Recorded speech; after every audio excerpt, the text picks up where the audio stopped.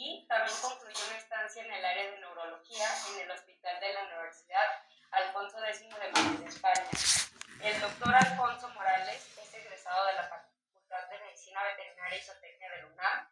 Cuenta también con una especialidad en medicina, cirugía y zootecnia de perros y gatos en el Hospital Veterinario de Especialidades de la UNAM y trabajó como encargado del área de cirugía y anestesia en el Hospital Veterinario de Especialidades de Bruselas.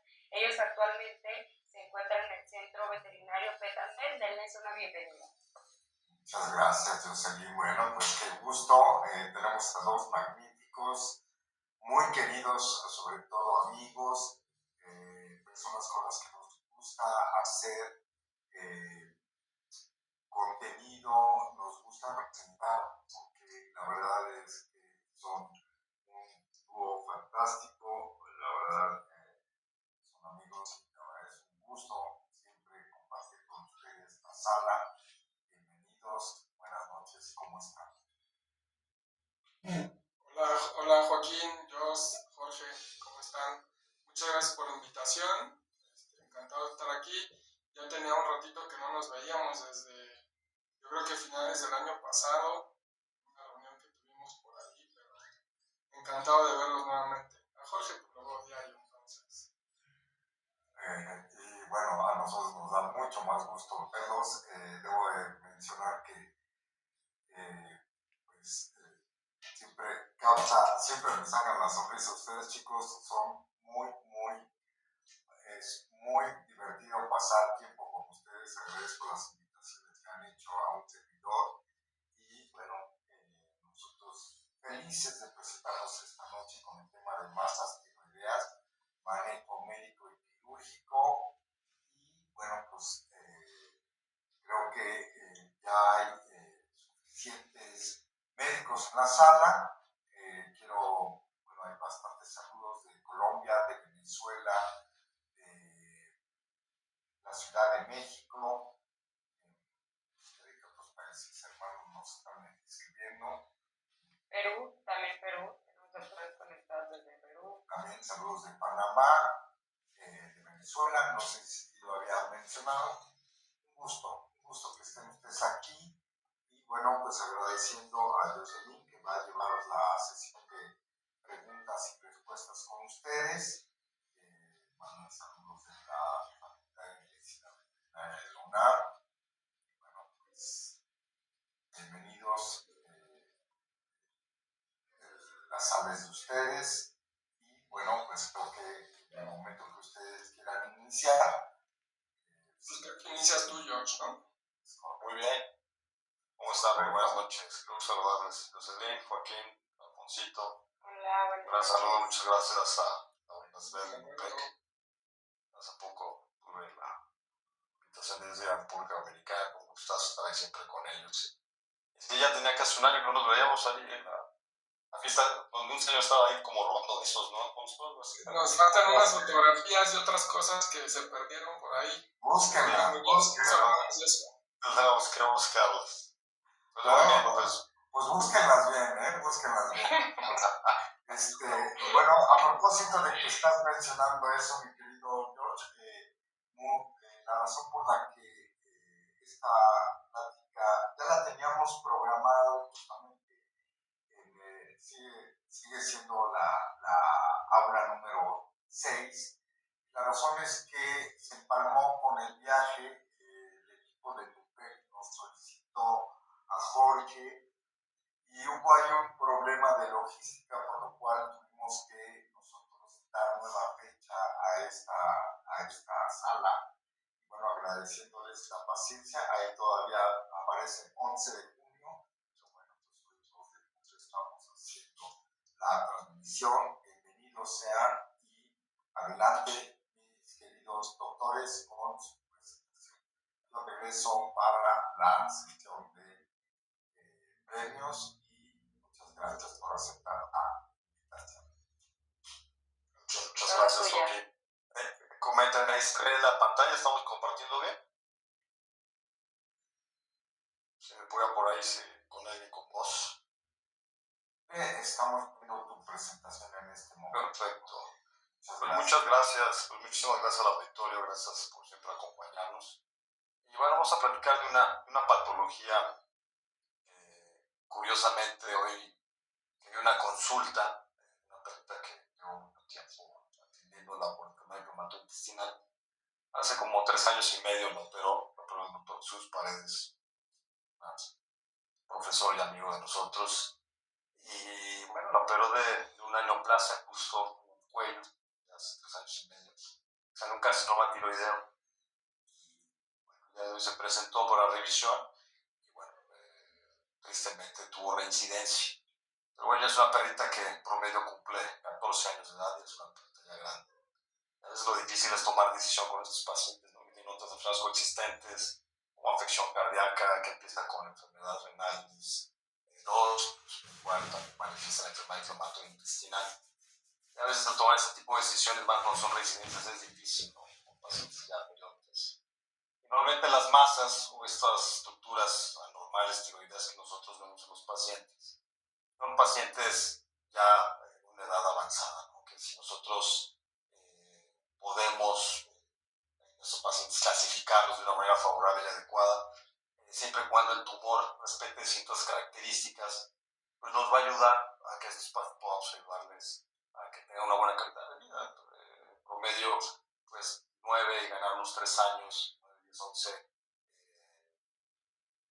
pues es muy bueno, un ciclo de vida que es favorable, ¿no? Y bueno, recordar un poquito de anatomía, el doctor Alfonso va a estar en el área de cirugía, que es el expertise en esta área, nos va a recordar con respecto a esto. Pero bueno, recordar que las tiroides son dos glándulas que son paralelas a la tráquea y que dentro de ellas se encuentran también lo que son las glándulas paratiroides, ¿no? Recordemos que las glándulas paratiroides son muy importantes para lo que es el metabolismo del calcio. Y estos pacientes algunas veces cuando sufren de estas neoplasias, cuando son de tipo bilateral y tenemos que pensar en resección completa con respecto a esto, pues tenemos que entender y tenemos que tener ahora sí que en cuenta pues que muchos pacientes pueden tener alteración del calcio, principalmente hipocalcemias importantes, ¿no? O algunos de estos pacientes que llegan a manifestar o que llegan a presentar estas neoplasias o estas estructuras a nivel del cuello pueden tener diferentes signologías. Una de las principales por las cuales se den cuenta los dueños, principalmente es por los cambios en el tono del ladrido. Justo hoy que platicaba con la tutora de la perrita que les comento, me comentaba es que el doctor empezó con una disfonía, con un oído más chillido, que normalmente no lo manifestaba y lo presentaba de esta manera.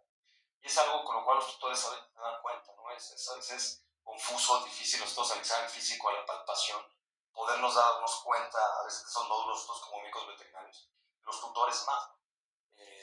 Pero uno de los principales signos que a veces se llegan a manifestar o se llegan a presentar es esto. Hay diferentes literaturas. Esta es un paper que es del 2018, el de arriba es del 2023, un poco más reciente. Y bueno, no ha cambiado mucho si nosotros vemos la literatura anterior a lo actual con respecto a las masas tiroideas, sobre el tratamiento, sobre el manejo que podemos hacer a estos pacientes. Con lo cual en México estamos un poco limitados, ¿no? Parte de la terapia muy importante en estos pacientes es el yodo radioactivo, por ejemplo, ¿no? Como en los gatos que llegan a tener hipertiroidismo.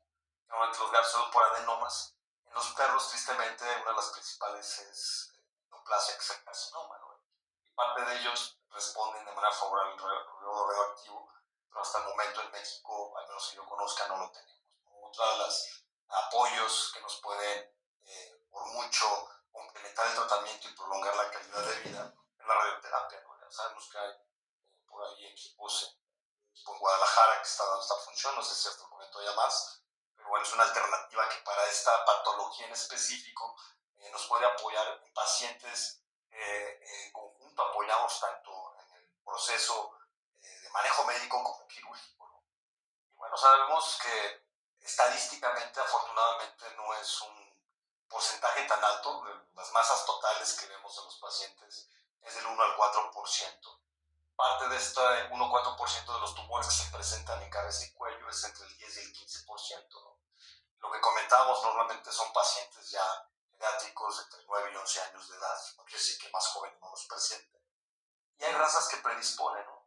Por ejemplo, el Beagle, el Boxer, el Golden, el Retriever, el Siberian Husky, el paciente que vi hoy hace rato por la mañana, es un ganadero australiano, que también presentaba esto. Y muchos de ellos pueden delimitarse o ser altamente invasivos, con lo cual esto hay que tenerlo en mente con respecto a estos pacientes que llegan a manifestar o llegan a presentar esto. Y un dato curioso, lo que marca la literatura y lo que vemos también al día a día con estas masas, estos tumores, es que solo el 5% son funcionales. ¿Qué quiere decir? Que ya sea que el tumor crezca, atrofie de tal manera directamente en la glándula, donde no se produzca esta hormona tiroidea y se hagan pacientes hipotiroideos, o bien pacientes que lleguen a tener un estímulo sobre el desarrollo de esta hormona tiroidea y que veamos pacientes que llegan a tener hipertiroidismo. Me ha tocado ver pacientes de las dos situaciones, tanto hipotiroidismo como hipertiroidismo, pero normalmente son autoideos. Afortunadamente no producen estas hormonas en las cuales pues, produzca el hipertiroidismo, o bien no hay esa situación de que lleguen a tener el hipotiroidismo, ¿no? Y esto es porque principalmente el tumor principalmente se manifiesta de manera unilateral. Entre un 67 y un 75% son unilaterales, y algunos de ellos son bilaterales, ¿no? Entre el 25 y el 33%. Normalmente los que son bilaterales son los que principalmente tienen alteraciones funcionales con respecto a esto. Y a su vez también pueden llegar a tener alteraciones con la paratormona, en la cual puedan llegar a producir exceso de esta paratormona y tengamos alteraciones del calcio en estos pacientes. Un poco pobre porcentaje pueden llegar a ser ectópicos, que quiere decir que la neoplasia no nada más se queda en tiroides, sino que también esta se presenta en alguna otra parte del cuerpo. Algo muy común, por ejemplo, que es en la humana que pasa esto, y hay que les hagan una gammagrafía, una centigrafía, para valorar si hay focos ectópicos en los cuales se esté presentando la neoplasia, porque en humana muchos de ellos sí llegan a ser funcionales, sí llegan a manifestar o alteración con respecto a la función o la enfermedad, ¿no? Y vemos este tipo de neoplasia, que más del 90% son carcinomas tiroideos que se llegan a manifestar. Muchos de ellos son altamente vasculares, son sumamente, a veces para nosotros tomar una biopsia o una punción, el que salga un contenido sanguinolento en la cual ya sea que nos provoque un sangrado, o bien en la punción que nos salga el material que queramos, ¿no? Lo cual hay que principalmente guiarnos por ultrasonido para obtener una muestra de mejor manera, para que esto nos pueda ayudar. Normalmente de estos carcinomas tiroideos se llegan a manifestar, el principal es el folicular.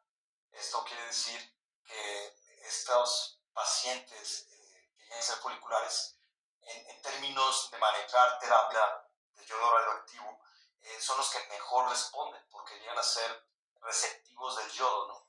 Algunos pacientes que ya llegan a ser anaplásicos, por ejemplo, o criformes, ya no tienen esa retención del yodo, y a veces el tratamiento con respecto a esto no sirve.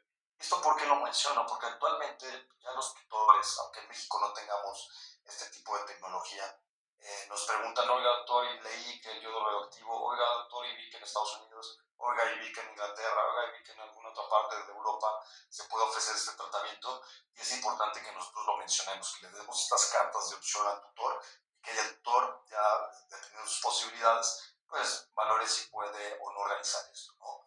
Otros de los que se llegan a presentar es el compacto sólido, el papilar, el parafolicular, que normalmente estas son de célula C, que es donde se puede producir calcio, y son los funcionales que pueden tener exceso de paratormona, provocándonos este tipo de situación.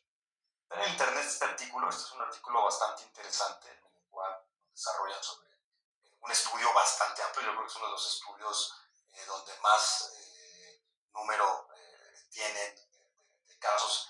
Es un caso de 4.520, en el cual valoraban pacientes que incluso veían estas neoplasias de manera incidental, porque el paciente iba bajo una situación de una tomografía o bajo algún estudio en específico, o de repente probablemente en una radiografía, en una situación de este tipo, en la cual lo que nos indica, lo que nos maneja es esto, que muchas de estas neoplasias en un principio son clínicamente no significativas, ¿no? Algunos de ellos ya cuando creces, cuando ya empiezan la signología, en la cual se alcanza a palpar o se alcanza a ver la masa de una manera más evidente, ¿no? Muchos de ellos llaman a visitar tos, la disnea, la dificultad para respirar, llegan a tener disaje, ya la capacidad de deglutir a veces se ve alterada, la disfonía que comentábamos. Y algo importante que también llegan a manifestar es el síndrome de Horner, ¿no? Estos pacientes que llegan a tener caída del PAPS, la ptosis, la miosis, en la cual llegan a manifestar ese tipo de alteraciones nocturnas, en la que pueden llegar a manifestar este síndrome de Horner, estos pacientes que llegan a presentar este tipo de situación a nivel neurológico, ¿no? Y esto es muchas veces porque se ven afectadas estructuras anatómicas importantes, nervios que normalmente nos inervan en esta zona, que puede estar comprometido en esta parte, ¿no? Como el laringo recurrente, con la cual pueden llegar a tener esas disfonías, entre otras situaciones. Habíamos platicado que menos de un 5% llegan a ser funcionales, y dentro de esta función que llegan a manifestar esta hormona, pues llegan a provocar la glucosicosis, ¿no? Que es muy similar a un gato que se prioridad. Son pacientes que bajan de peso abruptamente, son pacientes que llegan a estar taquicárdicos, taquipnéicos, ansiosos, que llegan a tener poliuria, polidipsia, polifagia.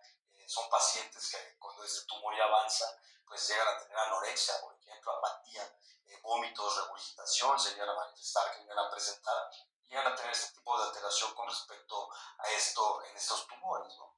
Entonces, muchos de estos pacientes que llegan a tener este tipo de situación de neoplasia, pues el tratamiento idóneo es pensar principalmente en el manejo quirúrgico, ¿no? Sean funcionales o no sean funcionales, será lo mejor. Aunque tristemente, al día, cuando vemos estos pacientes, vemos que algunos de ellos tristemente no son quirúrgicos por lo que está comprometiendo a nivel directamente el tejido adyacente de la infiltración que llegan a tener, que ahorita el doctor Alfonso nos va a abordar un poco más con respecto a esto.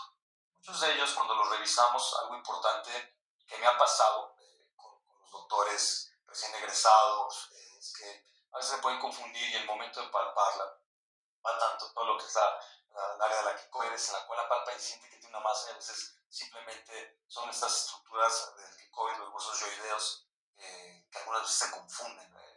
Como médicos nos podemos llegar a confundir con respecto a esto, ¿no?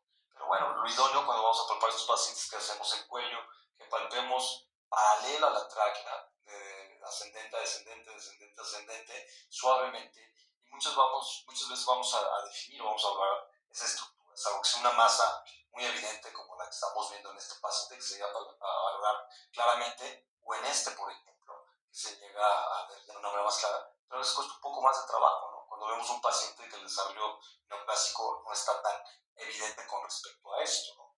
Con lo cual es algo que tenemos que tener. Y bueno, ¿qué hacemos para el diagnóstico? Directamente el palpado es cuando nosotros parte lo vemos, la historia clínica, los signos clínicos que ahorita platicamos con respecto a estos pacientes, pero es importante apoyarnos con análisis de laboratorio. Parte de ellos, un hemograma. El hemograma, lo que nosotros buscamos en estos pacientes, valorar cómo están sus glóbulos rojos, cómo están sus plaquetas, cómo están la línea blanca de estos pacientes. Muchos de ellos pueden tener procesos crónicos en los cuales manifiestan anemias no regenerativas, trombocíticas o trombocrónicas, por ejemplo. En la química sanguínea también es importante que nosotros valoremos cómo se encuentran sus pacientes en general. Acordémonos que algunos de ellos, cuando son funcionales, pueden tener hipercalcemias. Las hipercalcemias podemos ver midiendo lo que es el calcio iónico, que es el funcional, y a su vez estos pacientes que han tenido estas hipercalcemias pueden llegar a provocarnos enfermedad renal, posteriormente insuficiencia renal. De ahí de la poliuria polipsia que tienen estos pacientes por hipercalcemia, principalmente porque incrementa la tasa de filtración glomerular al incrementar esta situación. Muchos de ellos no son funcionales, acordémonos que también pueden tener hipertensión sistémica, con lo cual es importante que nosotros midamos la presión sanguínea en estos pacientes para que nosotros valoremos esto, ¿no? Algo muy importante que tenemos que revisar es la función tiroidea. Ahorita más adelante la vamos a ver, tenemos que hacer diferentes pruebas con las cuales nos van a orientar para valorar cómo se encuentra este eje hipotálamo tiroideo en estos pacientes, que nos ayude para valorar si este neoplasia es funcional o no en estos pacientes. Ya una vez que nosotros tenemos esta información, que palpamos esta estructura que es anormal, hay que revisar y hay que analizarla a través imagenología. Algo que nos sirve por mucho es la radiología. La radiología nos va a apoyar para detectar si hay un abultamiento o un desplazamiento de la tráquea, que normalmente es hacia ventral, ya que la masa va a estar más hacia dorsal a la tráquea. Y también algo importante, nos sirve para estadificar y tipificar, para tomar una placa de tórax y valorar que no tengamos metástasis o que no veamos masas que sean ectópicas, que puedan ser de origen tiroideo, que se estén manifestando. Normalmente las vamos a ver a la entrada del manubrio, a nivel del tórax, en las cuales estas se pueden llegar a presentar. Algo que también nos ayuda por mucho es el ultrasonido, por ejemplo, ¿no? En el ultrasonido me va a orientar si los dos lóbulos de la glándula están afectadas, qué tan irrigada o no, si se delimita o no, qué tan infiltrada o no. Pero sí o sí, desde que tenemos tomografía, son pacientes que obligatorio hacemos tomografía, que nos da muchísimo más información y nos ayuda a valorar qué tipo de cirugía podemos ofrecer con estos pacientes, ¿no? Bien, la resonancia magnética, pues si son funcionales y tenemos a la mano la gammagrafía, por ejemplo, en estos pacientes nos pueden ayudar. Y algo que tenemos que valorar es como si es funcional o no, que es sencillo con el perfil tiroideo, ¿no? Y acordémonos que el 60% son eutiroideos, pero tenemos un 30, 40% que no, y muchos de ellos, un 30% pueden ser hipotiroideos. Acordémonos que cuando un paciente se vuelve hipotiroideo, es directamente, en el caso de los perros, que la glándula está afectada. Aquí, normalmente el hipotiroidismo sabemos que es una tiroides linfocítica, ¿no? Que es inmunomediada por una autodestrucción de la glándula. Aquí sería secundario una masa que crece, en el cual cambian este tejido a nivel de la glándula, provocando que no se forme esta hormona tiroidea, o bien lo contrario, que se forme en exceso y que tengamos pacientes que son hipertiroideos. Nosotros, para valorar, la mejor manera para valorar lo que tenemos en veterinaria, para valorar el eje hipotálamo tiroideo, es medición de TSH. Acordemos que la TSH se va a producir en la adenohipófisis y esta va a estimular directamente a lo que es la glándula tiroidea cuando hay un déficit de esta hormona, ¿no? ¿Qué quiere decir? Es muy sencillo. Si yo veo una neoplasia que me está provocando hipotiroidismo, que me está haciendo que no sea funcional, pues en la adenohipófisis se va a producir exceso de TSH. ¿Qué es lo que esto cuando esto medimos la TSH, que va a estar incrementada, ¿no? Es algo muy común que lo vemos con los pacientes hipotiroideos. Vemos cómo los pacientes llegan a tener incremento de la TSH con una caída importante de la T4 libre o de la T4 total, por ejemplo, en estos pacientes. Caso contrario, si es un paciente que está hipertiroideo, yo principalmente lo que mido es la T4 total. Si yo mido T4 total, vamos a ver que esta está sumamente incrementada por feedback negativo. Vamos a ver que la adenopófisis va a estar apagada, la formación de la TSH, con la cual la TSH va a estar baja. Entonces, esto nos orienta principalmente cómo está la función con respecto a estos pacientes, con respecto a esto, ¿no? Pero bueno, algo que nos ayuda es la estadística, muchos son eutiroideos, pero obligatorio cuando vemos este tipo de masas hay que tomar estas decisiones. Por ejemplo, en el caso de la perrita que vi hoy, en un principio cuando se operó quedó hipotiroidea, con lo cual se empezó a suplementar la hormona tiroidea, y ahora que tiene la masa, obligatoria volver a valorar, revisar y tener en cuenta si esta paciente está provocando hipertiroidismo. En el caso de esta perrita que vi el día de hoy con la reincidencia de neoplasia, vemos que empieza a bajar de peso, que empezó con polidipsia, que empieza a tener taquipnea, taquicardia. Bueno, desde mi punto de vista, tenía una tirotoxicosis, pero hay que justificarle y comprobar. La perrita va a tener muy baja lo que es la TSH, el T4 libre, T4 total, incrementada, que puede estar en este paciente, ¿sí? Entonces, acordémonos que también la afección que puede estar presente es la paratormona. Normalmente la paratormona la vamos a encontrar en la parte de la glándula, en la parte craneal, pero también podemos encontrarla en la parte del cuerpo o hacia caudal. Habíamos comentado en un principio que muchos pacientes, cuando hacemos resección de un lado de lo que es la hormona, pues el otro lado queda funcional, pero cuando se tiene que hacer una resección completa, tenemos que poner muchísima atención con respecto a la función de la paratormona. Y sabemos que la paratormona, principalmente cuando está afectada estas neoplasias a nivel de las células parafoliculares, que son las células C, nos ayuda para la estabilización del calcio, ¿no? La paratormona, acuérdense que nos va a estimular lo que es la resolución de lo que es el hueso, Si hay un déficit de calcio, la paratormona se estimula y va a empezar a liberar el hueso del calcio, el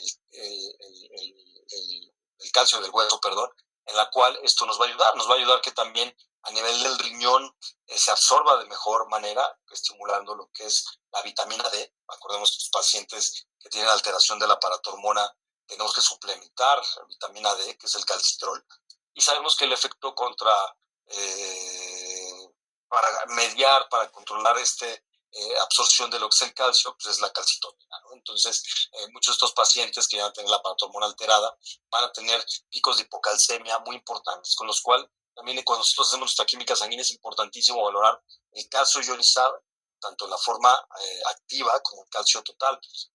Acordemos que un paciente con hipocalcemia puede tener diferentes signologías. Parte de esta signología que puede manifestar es eclampsia, tremores, convulsiones que pueden llegar a tener, alteraciones del ritmo cardíaco, por ejemplo, y son los principales signos con hipocalcemia que vemos en estos pacientes, debilidad generalizada.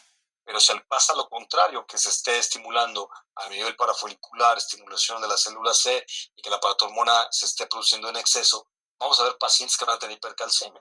Y la hipercalcemia, lo que principalmente vamos a ver es polvira polidipsia en estos pacientes y falla renal que pueden llegar a presentar en ellos en conjunto con hipertensión y se pueden llegar a manifestar.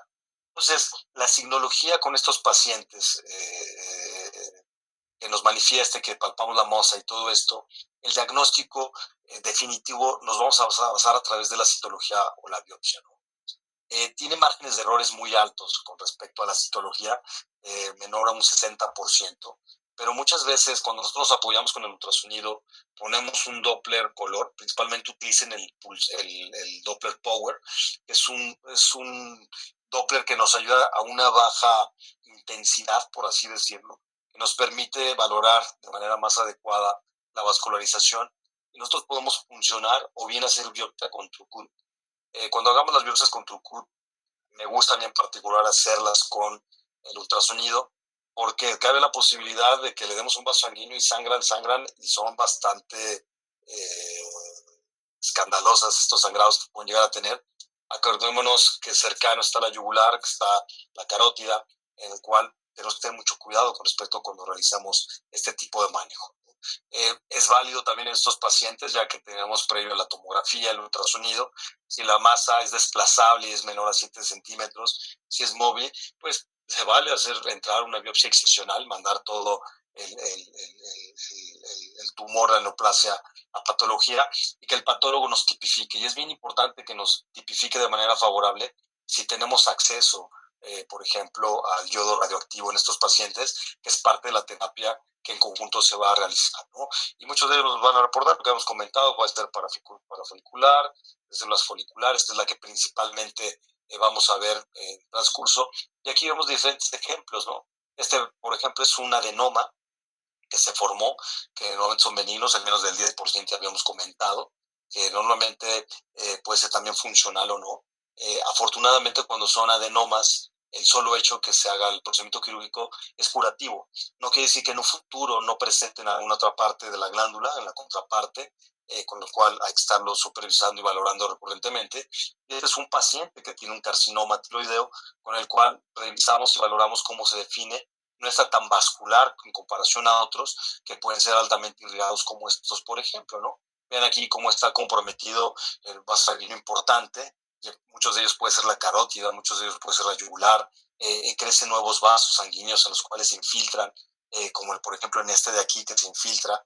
Algunos de ellos puede comprometer la tráquea, el esófago, y pues estos pacientes tristemente no son candidatos quirúrgicos, por ejemplo, ¿no?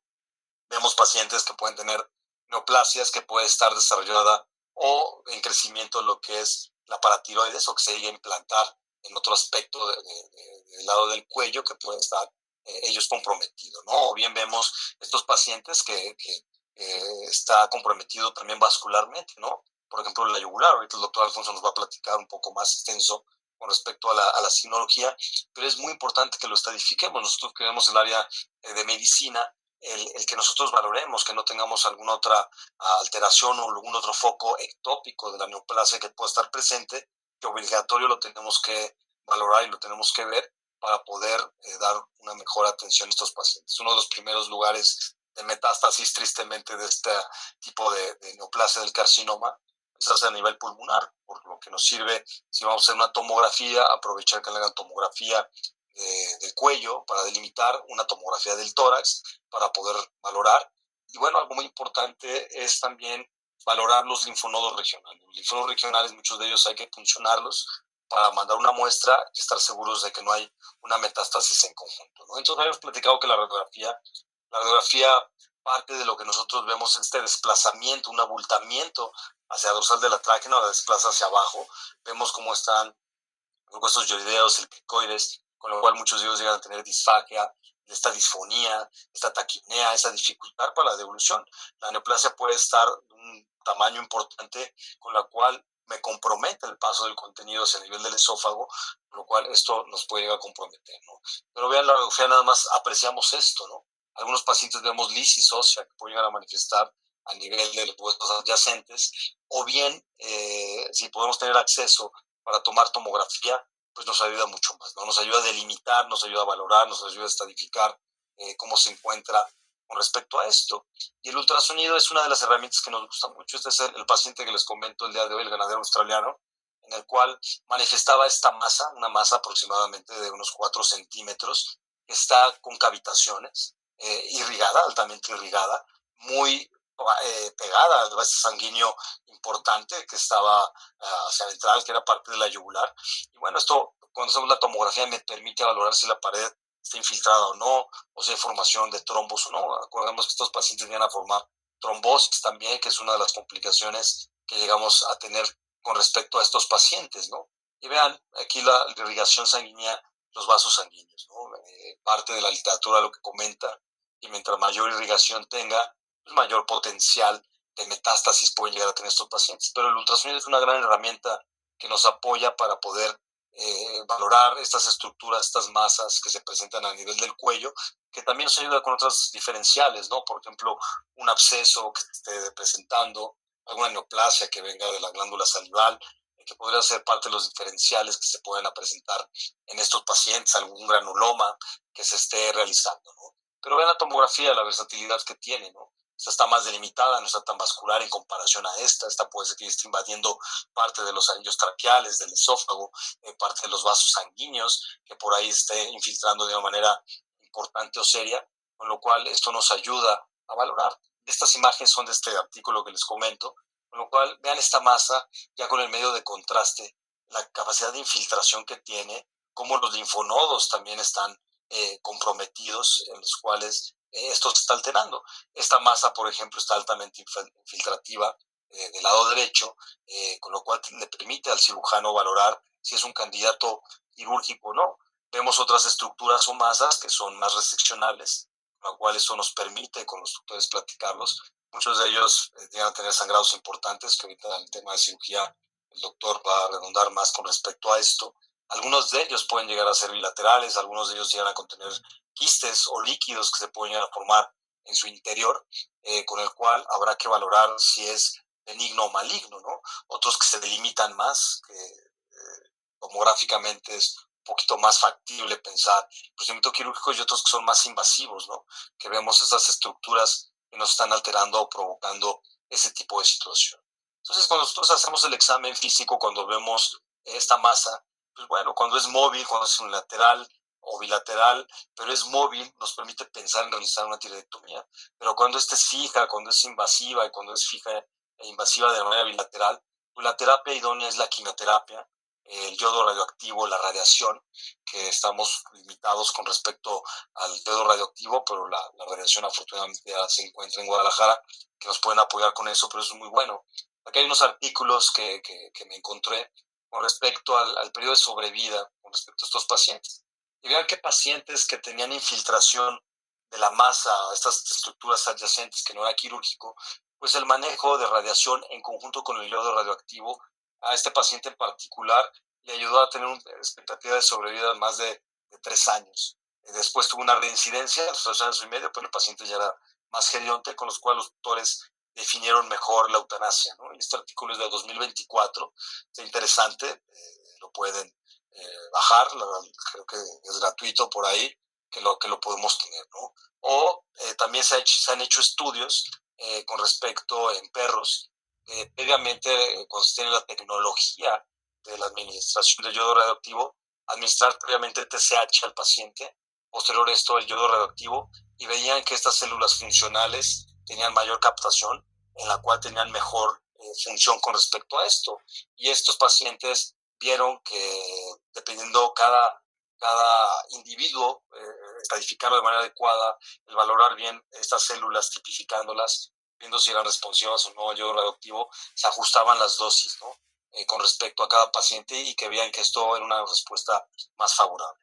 Lo que tenemos en México es lo quirúrgico en conjunto con la quimioterapia, y parte de la quimioterapia de lo cual se maneja son pacientes que se ha visto que lo que es el ayuda de medicamentos de inhibidores de la tirosina quinasa, como el Paladia, o bien la doxorubicina, el cisplatino, el gemcitabina, nos puede ayudar estos protocolos, estos pacientes, a prolongar un poco más el tiempo de calidad de vida con respecto a esto, ¿no? Invariablemente, si vamos a utilizar doxorubicina, pues saber que estos pacientes tenemos que valorar que la función cardíaca sea adecuada, que no tengamos alguna alteración mayor con respecto a que el medicamento lo podamos utilizar, con lo cual estaríamos limitados en el uso con respecto a esto, ¿no?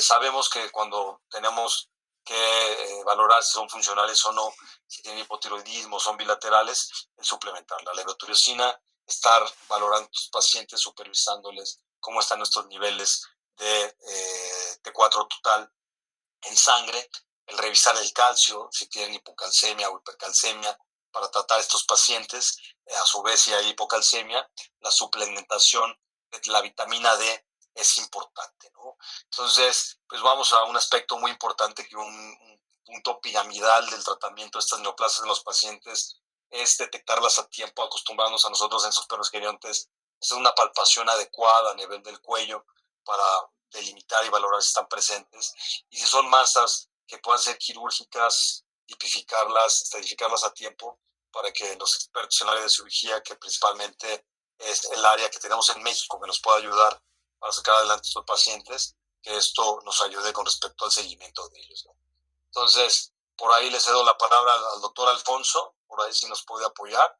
Voy a dejar de compartir la pantalla para que por ahí el doctor Alfonso nos haga favor de apoyarnos con respecto a esto. Muchas gracias, George. Deja nada más descubro cómo me... A ver si ahí se ve. Espero que sí. ¿Me pueden por ahí? Perfectamente, se ve increíble. Ok, bueno. Pues ya vimos la parte que nos contaba Jorge, que pues me parece que es súper importante. Siempre va ligado, no se puede separar, ¿no? El tema quirúrgico del tema médico. Creo que la parte quirúrgica en el tema, en cuestiones de hormonas, de glándulas, es mucho más fácil, creo yo, que todo lo que implica medicina interna. Al final de cuentas siempre creo que es complementario todas las áreas de la medicina. Afortunadamente creo que en México y en Latinoamérica vamos teniendo cada vez más acceso a diferente tecnología, ¿no? Ya el uso de la radioterapia, cada vez más común el uso de la imagen avanzada, y eso nos va ayudando a brindar un mejor tratamiento, pero también a la vez vamos teniendo el apoyo de diferentes profesionales.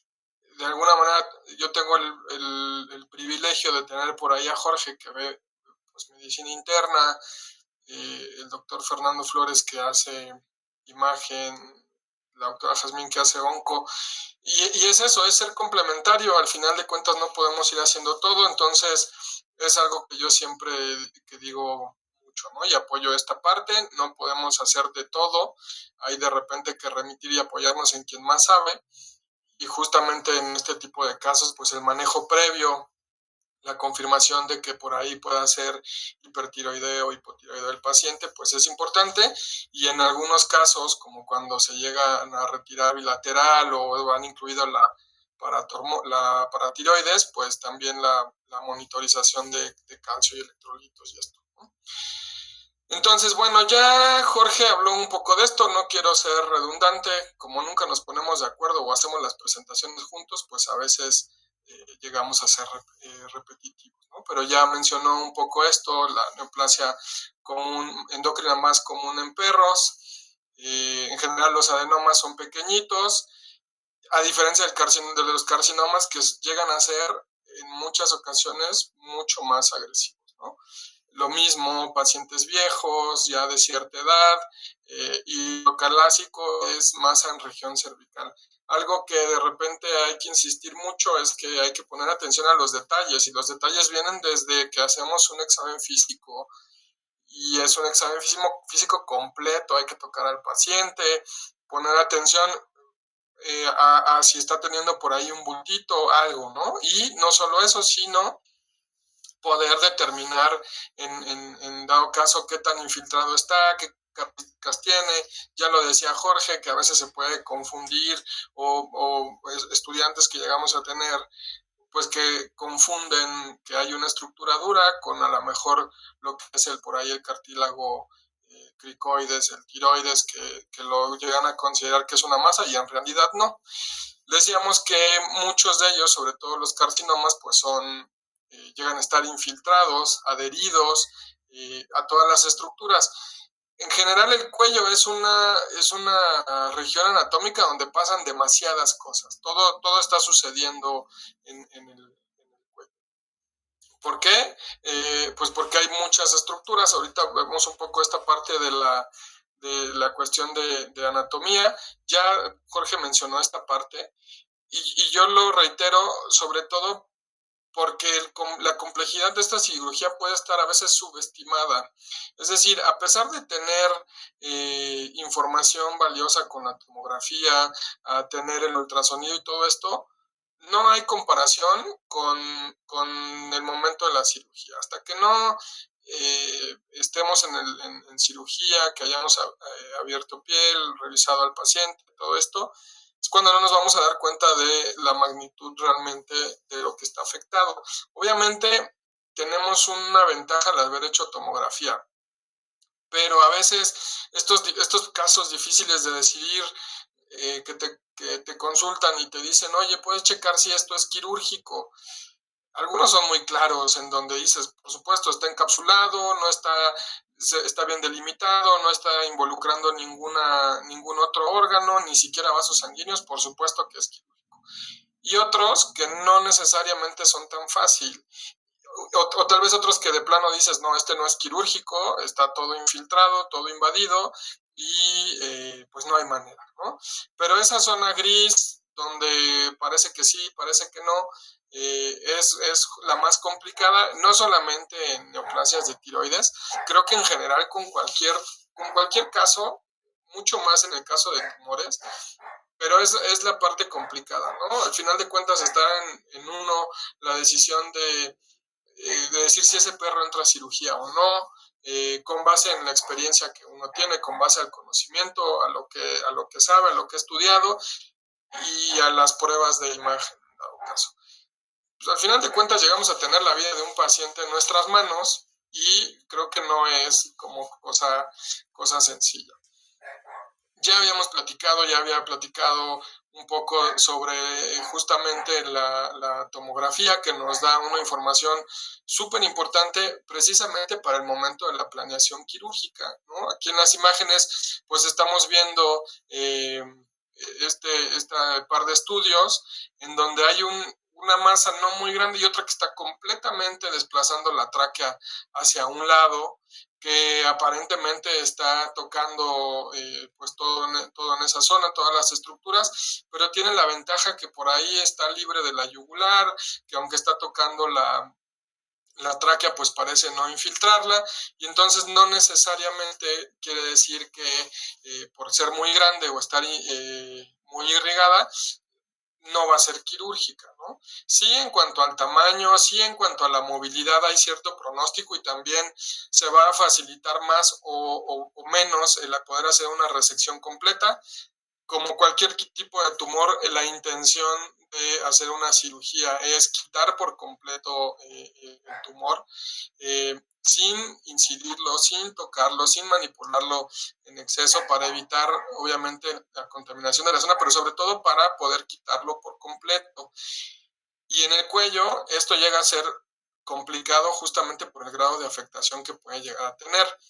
Sí está visto que el pronóstico en cuanto a tamaño tiene que ver, y sobre todo porque se mide a veces sobre todo en volumen, en cuanto al pronóstico, es decir, entre más grande y más adherido, menos fácil va a ser retirarlo, y si no se retira por completo, es muy probable que reincida, que haya reincidencia.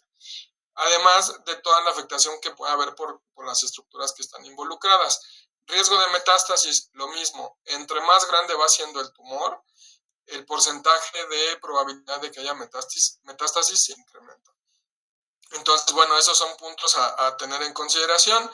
Yo siempre comento, sabemos que van a ser perros viejitos los que van a estar afectados por este tipo de problemas, y pues la edad no es una enfermedad. El pensar que es un paciente de ya ciertos años no necesariamente es un indicativo de un mal pronóstico, ¿no? Es importante considerar esto, porque el ser grande, el ser geronte, no implica como una indicación de ya no se va a operar, no se puede operar, hay más riesgos, sí, puede ser que haya más riesgos, puede ser que haya enfermedades concomitantes, pero tenemos que brindarle esa oportunidad de en algún momento hacer cirugía, ¿no? Entonces les decía, llega a estar la complejidad un poco subestimada por la misma cuestión de que es un tumor que es muy infiltrativo y invade demasiadas estructuras. No es una clase, pero sí me parece muy importante el recordar ciertas cuestiones específicas. Por el cuello, al final de cuentas, está pasando la tráquea, está pasando el esófago, prácticamente en íntimo contacto con las glándulas tiroides, y sobre todo en el caso cuando están grandes e infiltradas. También está, por ahí pasan vasos importantes, la carótida, las yugulares, ya lo dijo Jorge, laringo recurrente, que es súper importante, y pues, se llegan a ver afectados en este tipo de tumores. A considerar también los músculos por los cuales vamos a abordar, que es por línea media, y es el esternoioideo, y por ahí muy cerca está el esternotiroideo también. Esos son claves y llegan a verse afectados también. Están los linfonodos retrofaringios y los cervicales, que es un punto principal en donde va a hacer metástasis. Particularmente la glándula tiroides, el drenaje linfático, se llega a ir hacia craneal, y entonces los linfonodos retrofaringios llegan a estar afectados en un alto porcentaje por tema de metástasis. Ya lo mencionaba un poco Jorge, hay pues una glándula a cada lado. En algunos pacientes llega a haber un tejido glandular que conecta un lado de la glándula con el otro, y eso se conoce como un istmo, ¿no? Ligeramente la glándula derecha un poco más craneal, y por aquí, bueno, no sé si se ve mi flecha, creo que no. Bueno, para apuntar, pero ahí justamente lateral a la tráquea y medial a las glándulas se pasa el nervio laringo recurrente, que al haber una inflamación tan importante del tejido en esa zona por la infiltración del tumor, es difícil diferenciarlo. Me parece que esta es una cirugía que tiene que ser hecha con mucha delicadeza, como prácticamente todas, pero aquí particularmente necesitamos ser muy cuidadosos con las estructuras que están pasando por aquí, ¿no? Que es esto que estamos viendo, está muy cerca lo que es la laringe, y que puede llegarse a ver afectada por daño al laringo recurrente, tener después parálisis laringea, y bueno, es algo que debemos de tener en consideración. Ya habíamos mencionado toda la irrigación que hay en esta zona. Vasos importantes, pues obviamente las yugulares, la carótida. La irrigación de las glándulas está dada por la arteria y vena tiroidea, tanto craneal como caudal. Regularmente así es como va a llegar la irrigación. Estos dos vasos se anastomosan la craneal con la caudal y bueno, de esta manera llega irrigación. Son tumores metabólicamente muy demandantes y demandan mucha irrigación.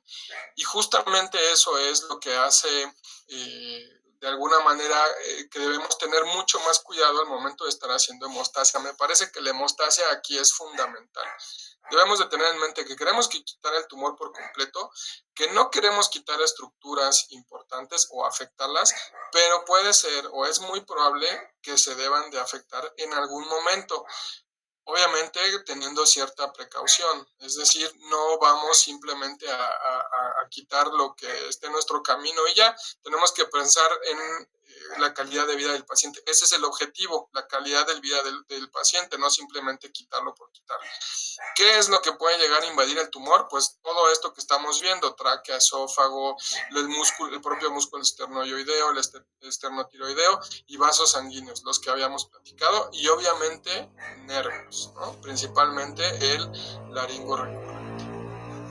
Entonces, hablando de cirugía, pues el posicionamiento, aquí sale un poco recortada esa foto, pero bueno, el posicionamiento del paciente es en decúbito dorsal, siempre con algo soportando el cuello.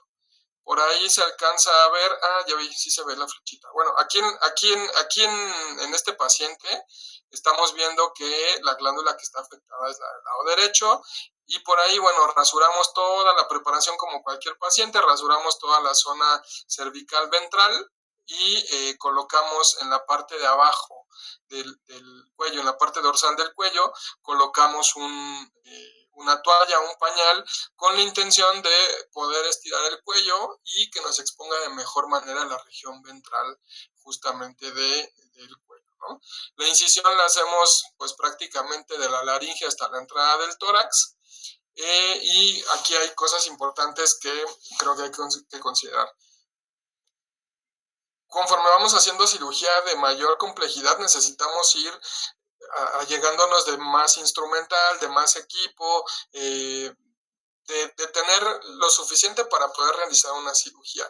No es lo mismo el material general que vamos a utilizar en una OVH, en un retiro de masa no muy complicado, a lo que ya necesitamos en este caso con este tipo de cirugías. Y esto es una lista más o menos de cosas extras o especiales que nos van a ayudar, que nos van a servir y que se utilizan prácticamente, bueno, no solo en este tipo de cirugías, pero que sí debemos de tener contemplado, ¿no? Separadores automáticos como los Gelpi o los Wetliner en algún momento pueden servir, unos manuales como los EN, pinzas de ángulo recto que sirven para muchas cosas y que es importante tener por ahí por lo menos un par, unas pinzas de disección de Becky, útiles en cirugía de intestino y en prácticamente en cualquier cirugía donde estemos manipulando cosas delicadas. Obviamente tijeras de calidad, Metzenbaum, no unas Mayo, no unas tijeras que no tengan buen filo, aspirador porque esto va a sangrar, es prácticamente un hecho que va a sangrar, aunque debemos de ser muy cuidadosos con el tema del sangrado, es un hecho que esto, como está muy irrigada la cápsula, pues es algo que va a sangrar. Obviamente, si hay opción de tener esto a la mano, pues también debemos de considerarlo, ¿no? El electrobisturí, que vamos a ocupar tanto las pinzas bipolares como el lápiz monopolar. Por lo mismo, porque hay muchos vasos que tan solo con la manipulación de la cápsula comienzan a sangrar y es necesario hacer una buena hemostasia. Si no hacemos una buena hemostasia, es muy probable que empiece a sangrar y pierda visión, deje de ver y empieza a perder referencias anatómicas de estructuras muy importantes que necesito conservar. Si hay un sellador de vasos, pues qué mejor, obviamente hisopos estériles por toda la disección que hay que hacer y por ahí también unos hemoclips pueden llegar a ser útiles. Esto es lo ideal, es indispensable, no necesariamente, pero siempre se agradece tenerlo, ¿no? Cuando estaban haciendo la presentación, platicaban un poco, bueno, mencionaron un lugar donde había trabajado yo anteriormente, Bruselas. También trabajé en el hospital que es del gobierno, o era el gobierno, el de la Ciudad de México, y la verdad es que no teníamos recursos en cuanto a, por ejemplo, electrobisturí, sellador de vasos, todo esto, pero podíamos hacer este tipo de cirugías. Obviamente un poco más tardado, suturas manuales, mucho más delicado el manejo, no en las mejores condiciones, pero sí se podían hacer. Entonces a lo que voy es, no tengo un sellador de vasos, no tengo un ligasure, no voy a poder hacer cirugía. Por supuesto que no, que sí la voy a poder hacer, solamente me va a llevar un poquito más de tiempo y voy a tener que ser mucho más cuidadoso, ¿no? Con este tipo de...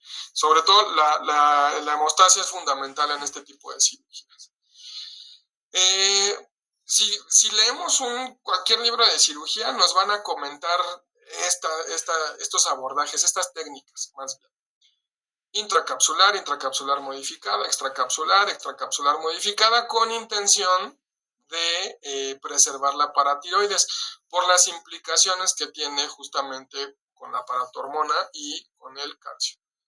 Cuando hablamos de tumores, esto cambia un poco, porque no queremos incidir la cápsula del tumor buscando preservar la paratiroides. Entonces, esto lo dejamos un poco de un lado. ¿Por qué? Porque queremos quitar el tumor por completo, porque el tumor es muy grande, porque está infiltrando y porque no queremos incidir la cápsula para buscar justamente la paratiroides, con el riesgo, obviamente, de que se quede células neoplásicas y que entonces posteriormente pueda haber reincidencia. Ya había mencionado un poquito el tema del posicionamiento, siempre en decúbito dorsal, si se puede poner una cinta para que no se mueva, los miembros torácicos dirigidos hacia caudal, con intención de tener una visualización correcta. Hacemos la incisión por línea media y lo primero que nos vamos a encontrar son los músculos esternoioideos, y justamente por esos músculos esternoioideos es por donde vamos a incidir. Los tenemos que separar. Ahorita vamos a ir viéndolo un poco con unos casos, y es donde vamos a ocupar los separadores automáticos, los Gelpis, y vamos a poder tener visualización directa primero de la tráquea, y en algunas ocasiones inmediatamente salta el tumor, y en otras pues está un poquito hacia lateral y hacia dorsal, que si lo ven en la imagen, en el esquema de este lado, pues es la posición natural de las glándulas tiroides. Conforme va creciendo un tumor, pues se va haciendo un poquito más evidente y pues es más fácil tener el acceso, ¿no? Entonces, bueno, vamos viendo casos y platicando un poco de la técnica de complicaciones. Lo mismo, si leemos libros de cirugía, prácticamente todos los dicen lo mismo: incida el esternoioideo, separe, ubique la arteria tiroidea craneal y caudal, ligue, tenga cuidado con el laringo recurrente, y básicamente.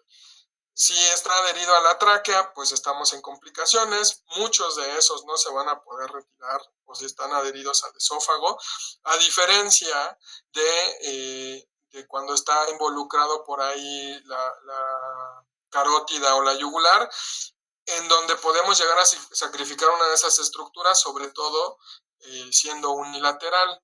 A veces hay que llevarse un pedacito de músculo del esternoioideo, del esternotiroideo, y bueno, el paciente puede hacer vida prácticamente normal, ¿no? Entonces, este paciente se había operado, bueno, venía con un diagnóstico de que tenía metástasis en un linfonodo. Por ahí se alcanza a ver la cicatriz, que le habían quitado un linfonodo, y lo que detectaron no fue el tumor, sino la metástasis. Y esta es su tomografía, bueno, unas imágenes de su tomografía. En la reconstrucción, pues podemos ver que es un tumor en realidad no tan grande, que no está invadiendo gran parte de las estructuras, o prácticamente solamente está en contacto, y no invade tampoco vasos sanguíneos. Entonces, de alguna manera podríamos decir que este es un paciente ideal para cirugía, que no es tan grande el tumor, que no está muy adherido, que está bien, ¿no? Está en las mejores condiciones para pensar en hacer cirugía. Y bueno, aquí en las imágenes vamos viendo justamente eso. Hacemos el abordaje por línea media, preparamos para hacer un abordaje desde la laringe hasta la entrada del tórax. Los separadores automáticos, los Gelpi, son fundamentales. El estar sin este instrumental queriendo tener buena visualización prácticamente es imposible. Nos ayudamos también por ahí de un separador SEN, ubicamos la tráquea y ya sabemos que está del lado izquierdo, pues hay que ir haciendo el abordaje y la disección del tumor. Aunque está en contacto con la tráquea, no está completamente adherida a la glándula. Entonces podemos ir haciendo una separación meticulosa, recordar que el laringo recurrente va entre la tráquea y la glándula tiroides, muy cercana a esta zona. Hay que intentar identificar el nervio y en la medida de lo posible preservarlo. Puede ser o se puede dar el caso que el nervio esté involucrando o esté rodeado por el tumor y que haya que de alguna manera sacrificarlo. El riesgo obviamente es de que pueda aparecer parálisis laringea, pero es un riesgo un poco ya asumido y regularmente si es unilateral pues se compensa o no es tan drástico, vaya, el daño que puede llegar a causar. Este es un tumor relativamente accesible, ¿no? Lo quitamos sin incidir. Si se dan cuenta, pues en realidad no estamos buscando preservar la paratiroides. Tenemos la glándula del otro lado que aparentemente está normal y nosotros lo que queremos hacer es quitarlo. Aquí, pues lo que les comentaba, ¿no? Usamos los Gelpis, los Zen, las pinzas de ángulo recto para ir separando generalmente con disección Roma lo que es las adherencias que pueda haber entre la tráquea, el esófago y la glándula. Y bueno, finalmente se cierra, se afrontan los músculos esternoyoideos, se pone por ahí subcuticular, puntos en piel y nada más. Otro caso que ya veíamos un poco de un tumor mucho más grande al punto de que está desplazando la tráquea de manera muy importante, pero si se dan cuenta pues aquí se alcanza a ver justamente la yugular y la yugular la respeta de alguna manera, ¿no? Y el tumor se ve aparentemente encapsulado, ahí está en contacto, pero no involucra de manera importante algunas otras estructuras. Mucho más evidente el tumor y lo mismo, el abordaje es lo mismo, es incidir piel, subcutáneo, separar los esternoyoideos y poder llegar entonces a donde está el tumor. Aquí vemos los esternoyoideos, ¿sí? Los separadores no solamente los ocupamos hasta el momento en que estamos separando los músculos esternoyoideos, pues los vamos reposicionando, primero para separar un poco la piel y después para separar los músculos, ¿no? Justamente aquí por línea media es donde vamos a terminar incidiendo. Con un poco de exploración, pues vamos viendo cómo está aquí la glándula tiroides neoplásica. Vean la tráquea cómo está completamente desplazada, ¿sí? Igual que lo veíamos en la tomografía. Pero a pesar de todo eso, pues es un tumor que es relativamente resecable. Es decir, lo podemos quitar sin tanto problema. Estas fotos están mucho más oscuras, pero aquí pues hay que ir separando. La recomendación es comenzar de caudal hacia craneal, es decir, comenzar ligando lo que está caudal, ir elevando la glándula y cualquier vaso que se vaya presentando, pues irlo cauterizando. Las pinzas bipolares son muy útiles para todos estos vasos sanguíneos que están en la cápsula. Les recuerdo, no queremos incidir la cápsula, pero no queremos tampoco que haya sangrado, porque un sangrado en esta zona llega a obstruir la visión por completo. Esta es la idea, este es el objetivo, poder quitar el tumor sin haberlo incidido, con la cápsula completita, sin que haya contaminación ahí del sitio químico.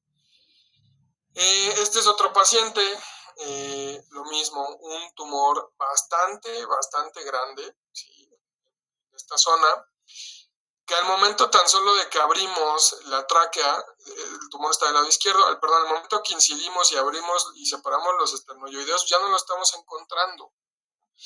Nos estamos encontrando, sí, involucrando muchas más cosas, involucrando parte de los vasos sanguíneos, parte en contacto con el nervio laringo recurrente, pero de alguna manera se puede preservar. Y lo que les decía, una recomendación es a veces un poco más fácil poder hacer la disección o ir separando de caudal hacia craneal. Craneal está hacia el lado izquierdo del paciente y lo podemos ir elevando y hay que ir resolviendo lo que se vaya presentando. Es decir, si hay algún vaso importante, es donde podemos ir haciendo hemostasia, colocando ligaduras, colocando hemoclips, en fin, lo que vaya siendo necesario. Aquí ya quitamos el tumor y espero que se vea un poco mejor. Yo veo las imágenes un poco oscuras a como las vi originalmente.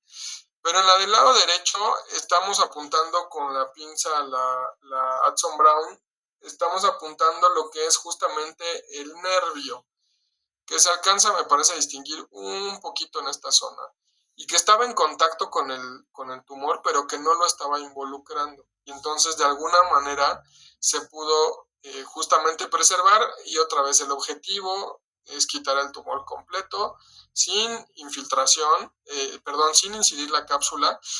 Se sabe que aunque la cápsula no esté adherida hacia otros, o más bien no esté rota, ya microscópicamente ya hay cierto grado de invasión, o sea, se asume esta situación. ¿Por qué? Pues por lo agresivo que llega a ser el tumor. De todas maneras, hay que preservar la cápsula completa y sacar la glándula completa. Entonces, este paciente, que el tumor es un poco más pequeño, a diferencia del pasado que veíamos, pues tiene un grado de infiltración mayor, tenía afectado también la vena yugular hacia la entrada del tórax, ya sugiriendo que había invasión hacia esa zona, ¿no? Este es otro paciente que fue un poco más complicado, porque en este paciente no se pudo hacer la resección del tumor. El abordaje es lo mismo. Si se dan cuenta, no hay una masa en realidad muy grande, por lo menos evidente a simple vista, a diferencia de los otros, pero sí la diferencia es que el tumor no estaba encapsulado, sino estaba completamente diseminado hacia lo que es la laringe. La cabeza está hacia la izquierda y el cuerpo está hacia la derecha. Entonces aquí está la tráquea, empezamos a separamos los músculos esternoyoideos, la piel, el subcutáneo, y nos encontramos justamente esto, que la tráquea y el tumor que está de este lado, pues está afectado de manera importante y está invadiendo justamente la laringe. Por más que se exploró, sí era una cirugía exploratoria, ya teníamos tomografía y sospechábamos un poco que iba a ser de esta manera. Pero los propietarios querían intentarlo. Les costó mucho trabajo conseguir el dinero para realizar los procedimientos, para realizar la tomografía, después la cirugía, y entonces querían saber si había una oportunidad. Al final de cuentas no se pudo retirar, literal, tuvimos que cerrar por el grado de invasión, y esta es la tomografía de ese paciente. Entonces, si se dan cuenta, aquí de este lado donde está el tumor y aquí, pues se ve completamente irregular, con el medio de contraste, captando mucho medio de contraste más bien. Esta es una tomografía con medio de contraste y podemos ver que está captando demasiado medio de contraste, lo que nos hace pensar obviamente que está muy irrigado, y hay unas zonas que están mineralizadas y está rodeando pues por completo la tráquea también hacia dorsal, está completamente diseminado, y al final de cuentas no fue posible realizar. Era demasiado riesgo involucrar o dañar la laringe, el nervio, no había un comienzo y un fin del tumor, estaba completamente invadido, ¿no? Hay algunas presentaciones que son bilaterales. Aquí podemos ver cómo está afectada tanto la tiroides izquierda como la tiroides derecha. Pero pues no están invadido lo que es por lo menos los vasos sanguíneos, es decir, la yugular, a pesar de que está afectando los dos, la yugular está libre, ¿no? Entonces, es peor pronóstico o es más complicado que esté afectado los dos lados bilateralmente. No necesariamente, hay tumores que son mucho más grandes pero están encapsulados y se pueden quitar de mejor manera, otros que son más pequeños o que están completamente infiltrados, y otros, aunque en este caso es bilateral, pues es accesible todavía para pensar en hacer cirugía, ¿no? Mucho más libre, como se ve en esta zona, obviamente con los cuidados que mencionaba Jorge en cuanto a la monitorización, porque aquí prácticamente se está yendo las dos glándulas tiroides y obviamente las paratiroides, y entonces habrá que estar muy pendiente de niveles de calcio, de niveles de T4 para estar suplementando en caso de ser necesario. Un poco a manera de conclusión, complicaciones, yo pondría la hemorragia como la principal. Formación de seromas, infección como cualquier otra cirugía, Horner ya lo había mencionado también, parálisis laringia, megaesófago también por daño nervioso, megaesófago y una consecuente neumonía por aspiración, y también pues estos desbalances hormonales que pueden llegar a suceder. Se llega a mencionar cada vez menos, pero que puede llegar a ser necesario el uso de algún dren por el hueco que queda aquí. La verdad es que no creo que sea necesario, afrontando de manera adecuada lo que son los músculos cutáneos y esto, prácticamente no hay, yo no he tenido complicaciones como el caso que la literatura menciona en cuanto a seromas, ¿sí? Me parece que principalmente la complicación mayor es justamente hemorragia.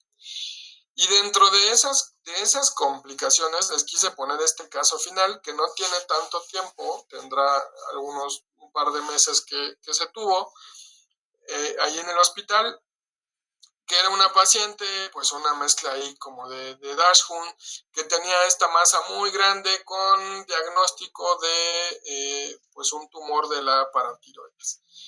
Era un tumor grande, bien irrigado, pero pues que se podía o que estaba por ahí pues accesible, ¿no? A ver si corren los videos de la tomografía, solamente afectado un lado, ahí se ve uno, muy cerca de estructuras, pero me parece que bastante alcanzable, ¿sí? Ahí está el tumor, es un tumor muy grande, muy evidente, que ya estaba causando dificultad para deglutir y todo esto. Entramos a cirugía, lo que les comentaba de instrumental siempre, nuestras Gelpis, las pinzas de Beiki, pinzas de ángulo recto para ir pudiendo hacer una disección bastante adecuada, y al final lo pudimos quitar, pero tenía infiltración al músculo esternoioideo, ¿sí? Y entonces terminamos sacrificando parte del músculo.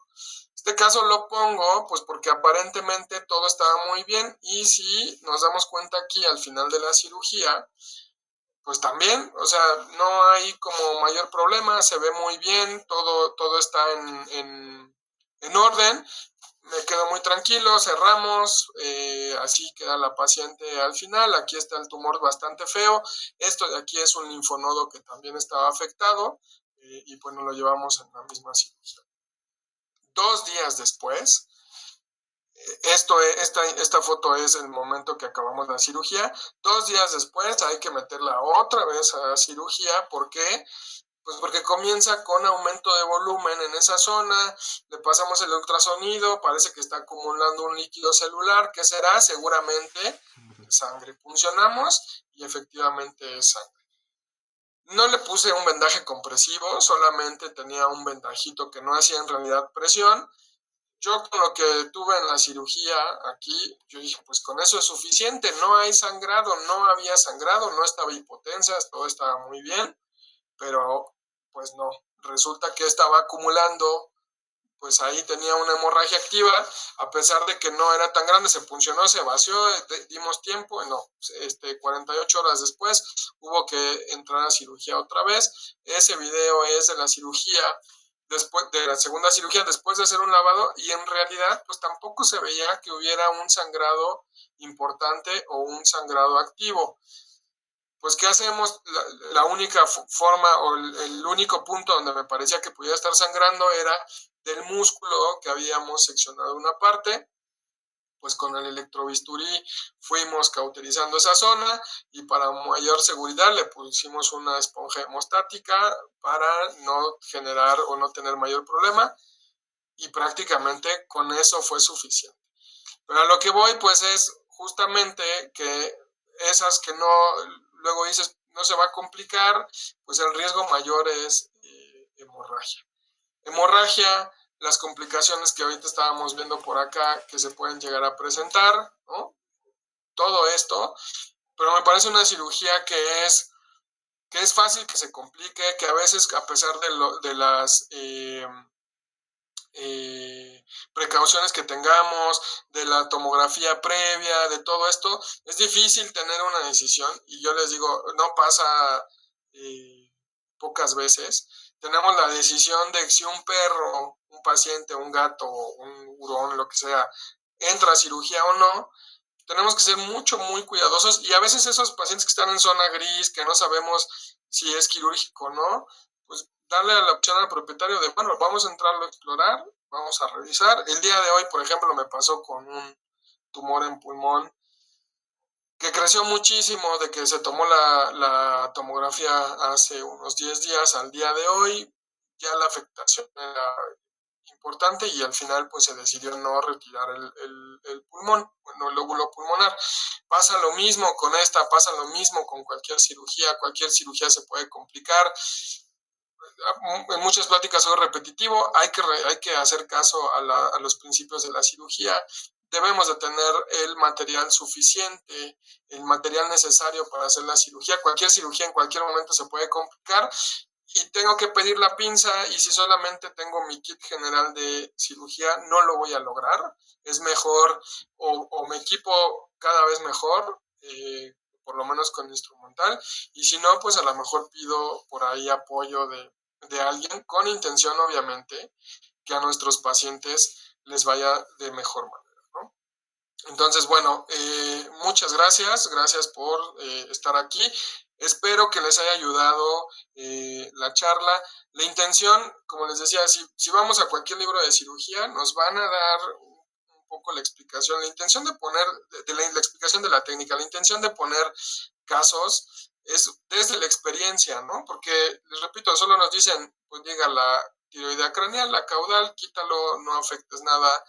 No siempre pasa tan así. A veces es un poquito más complejo, pero hay que ir tomando decisión, hay que seleccionar bien al paciente para pues tener un mejor resultado.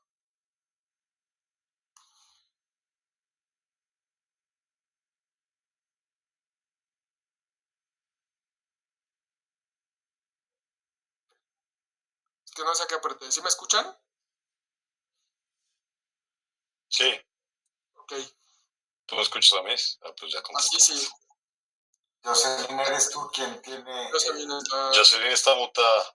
Estás en mute.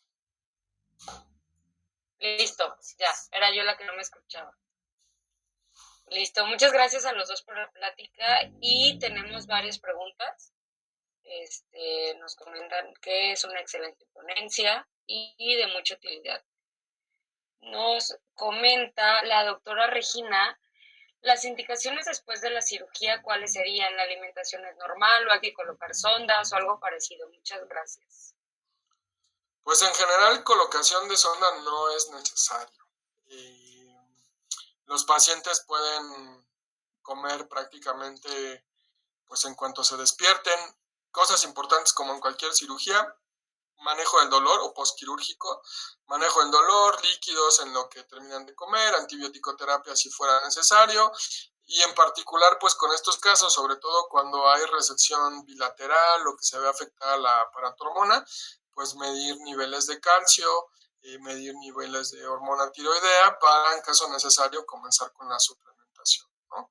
Pero sondas de alimentación o esto, la verdad que no es algo que esté indicado. Obviamente cada caso es particular y especial y hay que irlo resolviendo conforme se vayan presentando las situaciones. Gracias, Doc. Nos preguntan también la doctora Linda, ¿cuáles son las indicaciones para la tomografía y cuáles son las contraindicaciones cuando se hacen con contraste ionizado? ¿Qué se esperaría ver en el paciente si se realiza con contraste ionizado? Pues bueno, normalmente lo que buscamos en una tomografía es que este mismo medio de contraste se vaya a las células donde mayor vascularización tienen y es donde mayor retención del medio de contraste tiene. Por eso es que en la tomografía las células neoplásicas tienen la capacidad de absorción de esta y nos permite valorar y delimitar si hay zonas con metástasis. Tristemente, en veterinaria no tenemos tan a la mano como una centigrafía o gammagrafía, que sería un estudio más específico. En humana, todo paciente que tiene neoplasia o tumor de tiroides, por eso es una gammagrafía, porque hay en humanos focos ectópicos. En perros, pues hemos visto que no es tan alto el porcentaje, pero puede existir y sería lo idóneo, más si es una neoplasia que sea productiva. Realmente no habría ninguna contraindicación pensar en realizar el estudio de tomografía con medio de contraste. Al contrario, nos ayuda a estadificar cómo se encuentra esta neoplasia en el paciente. Gracias, Doc. Nos preguntan también el doctor Agustín, comenta, buenas noches, doctores, maravillosa plática. Mi pregunta es, ¿el uso del etamcilato puede ser útil para el control del sangrado posquirúrgico? Es un poco controversial. Teóricamente, digamos que sí. Ayuda por ahí al funcionamiento de las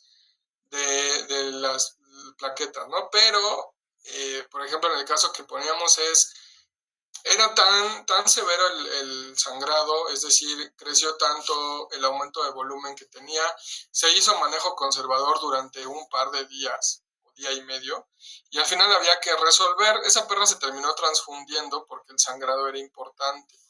Entonces complicación mayor en este tipo de cirugías, hemorragia. Hay hemorragia, hay que explorar.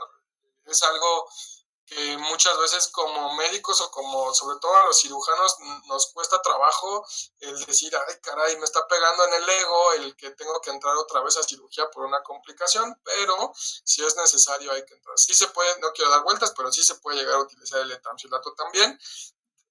Tiene una limitante, ¿no?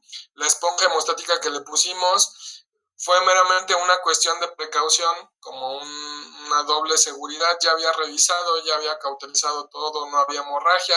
Lo mismo que en la primera cirugía, preferible poner la esponja y tener ese margen de seguridad. Muchas gracias. Nos pregunta también la doctora Laura.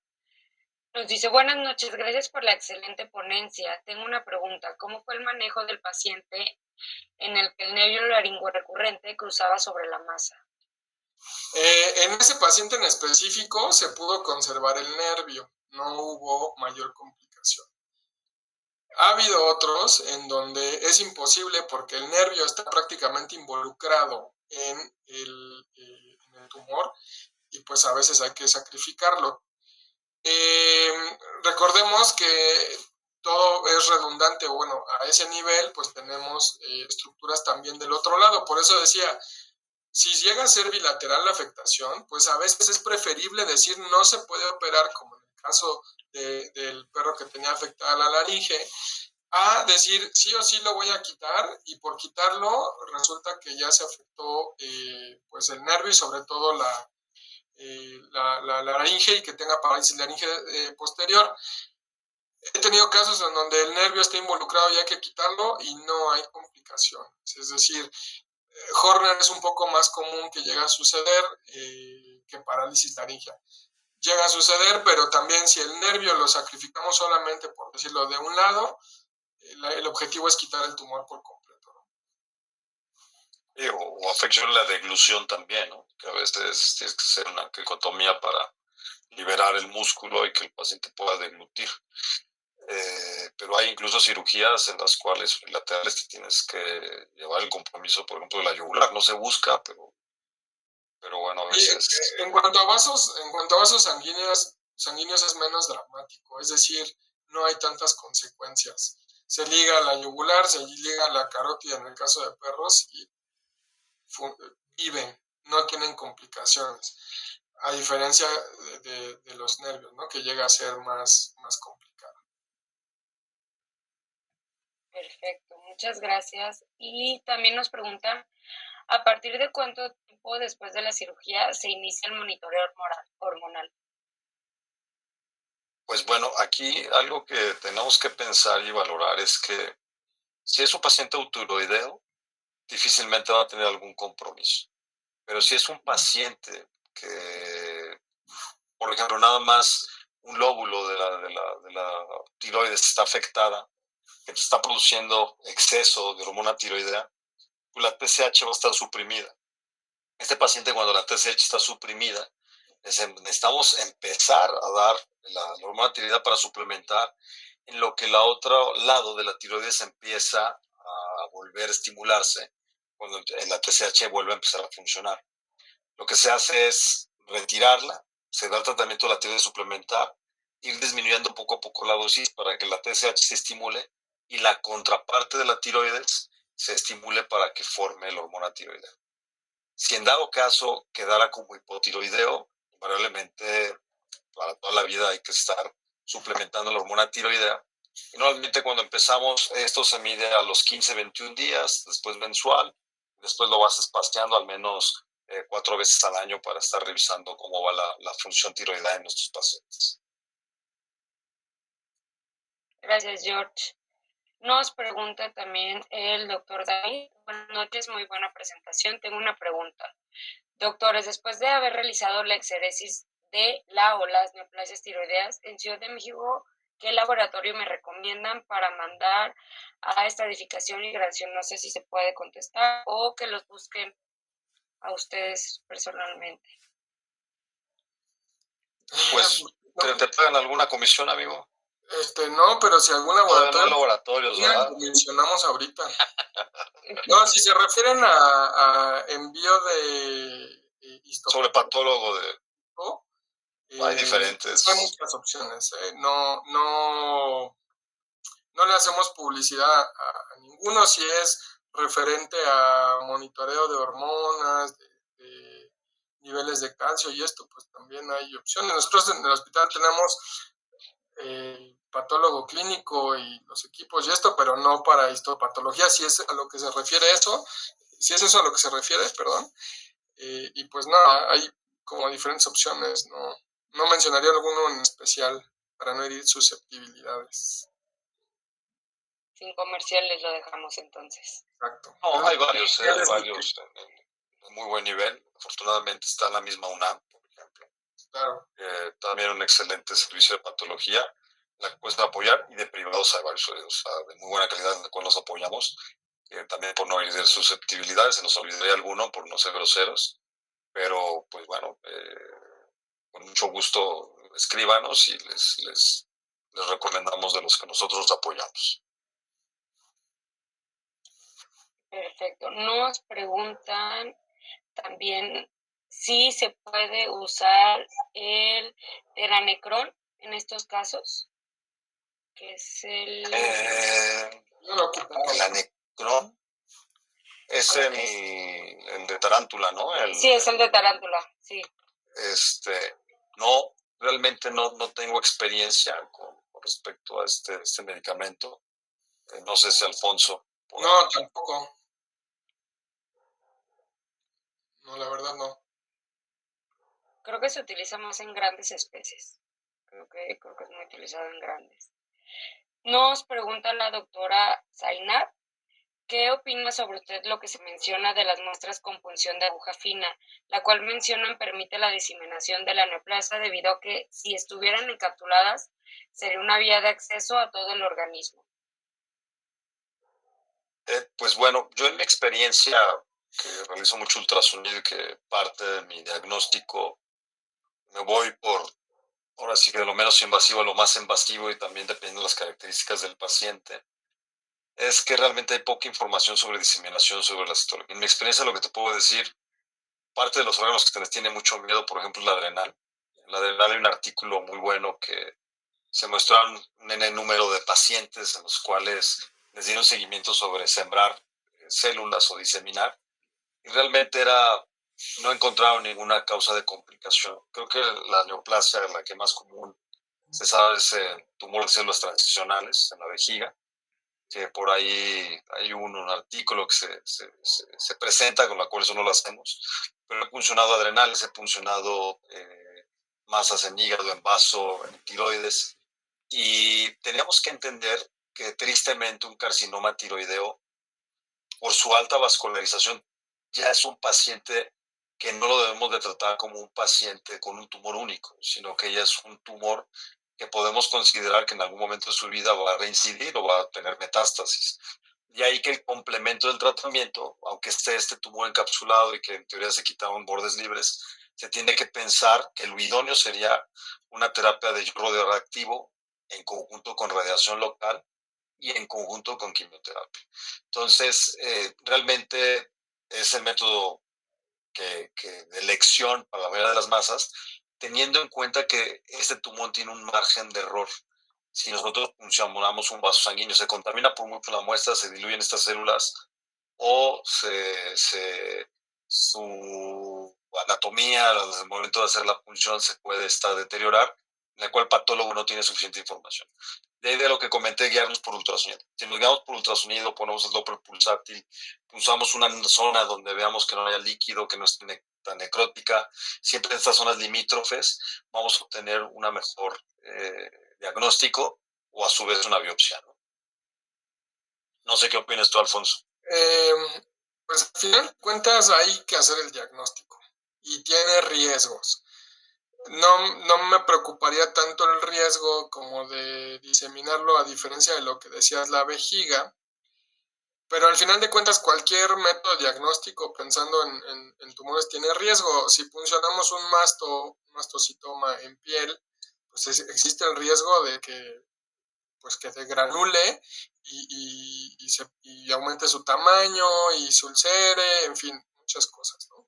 Lo mismo con una biopsia. Entonces yo diría o recomendaría, o mi sugerencia o mi opinión es, apeguémonos también a los principios de cirugía oncológica dentro del tema del diagnóstico. Es decir, puede ser que sea necesario hacer una biopsia de tiroides, sí, hay riesgo, sí, hay un riesgo de hemorragia, en general, como cuando hacemos una biopsia de cualquier tumor, de un sarcoma, dentro de esa planeación, considerar que si hay que quitar un tracto fistuloso que sea accesible, es decir, buscar la ruta más directa, como lo es también una punción guiada por ultrasonido, para en dado caso de que sea necesario hacer la resección del tracto fistuloso, sea alcanzable y se pueda quitar junto con el tumor, ¿no? La verdad es que en el caso de tiroides, pues es muy alcanzable, muy sencillo el hacer la punción, se obtiene buen diagnóstico y el riesgo en realidad de que se pueda sembrar en el camino, si fuera el caso y hubiera algo, la verdad que a mí no me ha tocado ver, pues quitamos el trayecto de piel, músculo subcutáneo junto con el tumor, ¿no? Pero poco probable. Riesgo hay, como en cualquier, nada más considerar eso de los principios de cirugía oncológica en el citología y biopsias incisionales. Gracias a ambos. Y también tenemos una pregunta en la cual nos dicen: buenas noches, excelente ponencia de ambos doctores. ¿Qué medicamentos recomiendan para el manejo del dolor y durante cuánto tiempo? Pues yo creo que es una terapia multimodal, ¿no? Tanto quirúrgica como quirúrgica y posquirúrgica, infusiones con lidocaína, con dexmedetomidina, con ketamina, dependiendo de las características del paciente, con opiáceos, con fentanilo, por ejemplo, la utilización de AINES, por ejemplo, se pueden utilizar en estos pacientes para que por ahí le apoye y le ayude con respecto a la analgesia, ¿no? Posterior, bloqueos locales, o sea, una terapia multimodal de manejo del dolor. Sí, yo ahí nada más agregaría para dar un buen manejo del dolor, pues hay que medirlo. Y no es nada más subjetivo de me asomo y veo que el perro está con carita triste, tiene dolor.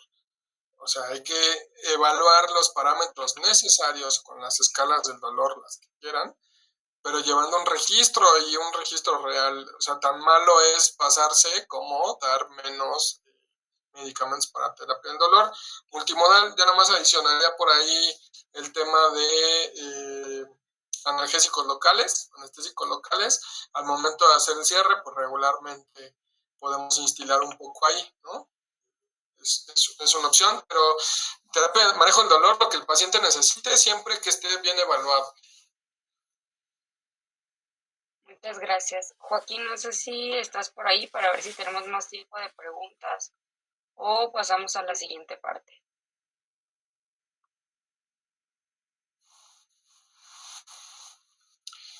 Creo que está viendo el partido, ¿eh? ¿Cuánto O se van? está robando unas fotografías. 1-0. Anotó Leonardo Cuellar, así ya nada más para que Eso vayas a festejar. eso denota tu edad, Joaquín. Hay que darle gracias a los doctores y a todos ustedes por estar aquí, a pesar de que hay partido de México, casi 500 personas conectadas. Sí, no, estaba yo tratando de subir la imagen de las redes sociales de los doctores. En unos segundos estaba, seguramente está subiendo en este momento el archivo, y la quiero presentar. Si es que ustedes ya dejaron de compartir, denme unos segundos porque sí nos gustaría poder compartir con los médicos las redes sociales, y para que puedan, aquí están las redes sociales de Instagram de cada uno de ellos. Oye, esa foto de mi primera comunión, a ver si ya la cambias, Joaquín, ¿eh? Hasta se me ve un ojo. No, es de la semana pasada. No, digas que no te... Yo no, hablando de los radios, se debe decir al... Sí, acuérdate que es usuario de Botox, mi querido Poncho, entonces... ¿Quién? ¿Yo? Hombre. No, pero sí, seguramente tendremos que actualizar sus fotografías, mi querido Poncho. La verdad, es que parece que se me va un ojo ahí de paseo, ¿ve? No estoy así. No. ¿Qué le decimos?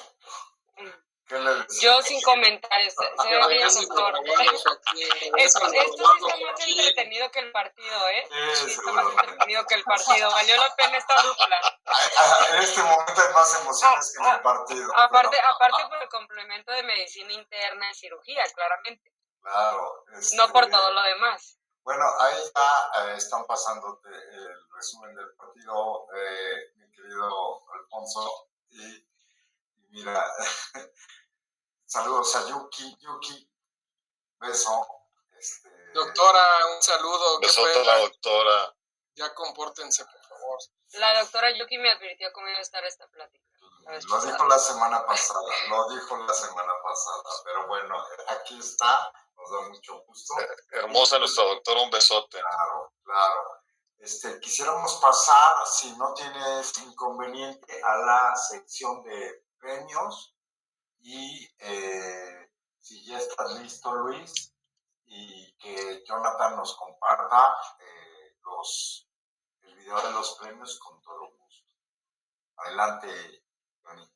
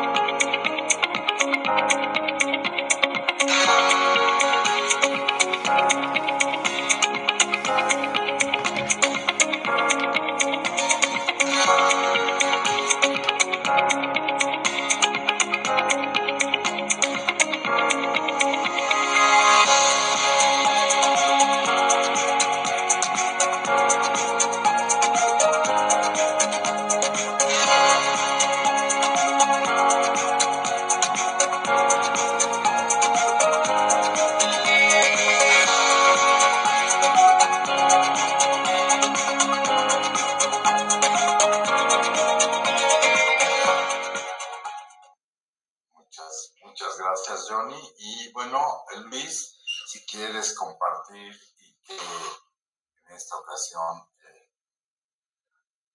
Alfonso sea el que dé la cuenta regresiva, adelante. 3, 2, 1, adelante. Adentro. El ganador Así, no. es Jorge Alberto Alanís Quesada. ¡Qué sorpresa! ¡Bravo! Javier Castillo Padilla, muchas felicidades. Algo está sospechoso ahí. Y el siguiente ganador es Eduardo Palacios. Se llevó una báscula de 20 kilos. Felicidades, doctor. El siguiente es un Body Cooper B. Y va para la doctora Andrea Areli Soto Alday.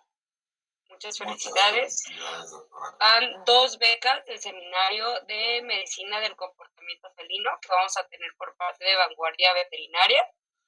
La primera ganadora es Lisette Fernanda Vicente Díaz. Muchas felicidades. Y la siguiente beca va para Xochitl Huerta. Muchas felicidades. Creo que Poncho le pone más emoción a esto. Sí. No. Tú lo estás haciendo. O hay mano negra, Sí, ahorita va a No, salir. tampoco le digas negro a Hay negro. un premio extra. ¿Qué tienes contra los? No dije absolutamente nada. Hay un premio especial que es una salida con el doctor Jorge Alberto. Uy, ¿tiene acaso club de fans, eh? Sí. Felicidades. Y eso que ya está bueno.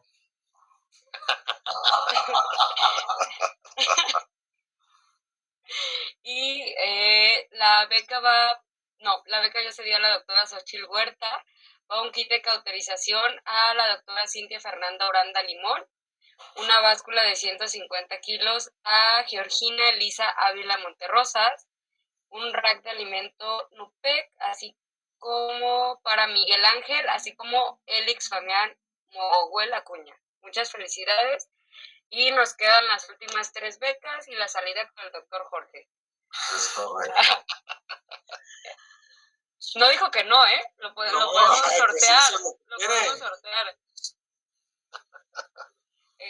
Felicidades. Otra beca va para la doctora Adriana Lancheros del Seminario de Medicina de Comportamiento Felino, para Brian Aarón Zavala Ruiz y Federico Acuña. Muchas felicidades a todos los ganadores. Muchas gracias, Jocelyn. Recuerden que la comunidad digital participa en la rifa de premios y no dejen de seguirnos en la comunidad. Ahí todos aquellos que están más allá de nuestras fronteras pues pueden participar. Tenemos premios para todos ahí en la comunidad digital y nos dará gusto, estamos integrando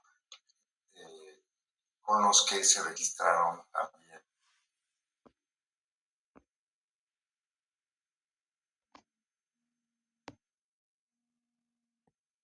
No sé si quieras también compartir. Hola.